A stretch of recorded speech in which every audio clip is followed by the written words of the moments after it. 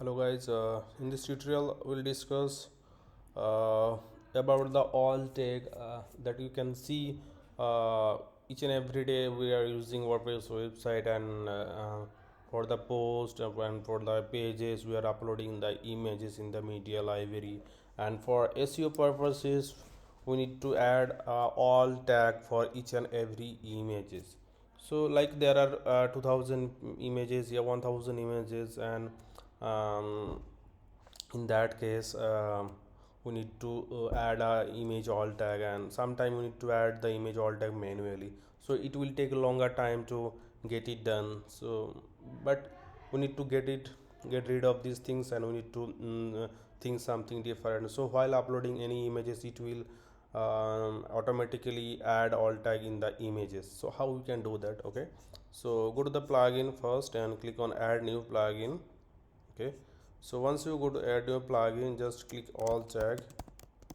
Okay, then search in the search bar, and once you get it search, you can see there are lots of plugins, but I recommended to use this plugin, auto image attributes from file name with bulk updater.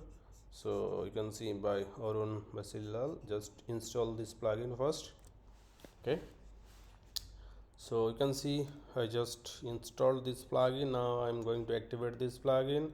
So once you activate this plugin, that's it. You no need to set anything, or no need to setting anything to get get it works. So just go to the media library page and just upload any images that you have. Like I have some images, like let me use these images. You can see I just uploading this image in the media library, and you can see it will automatically add in the alternative text boxes. So like our image file name is this, that's why this name is automatically added in the alternative text. So I recommended the things when you save any images. Okay, just save the image with proper keyword that you would like to target, right?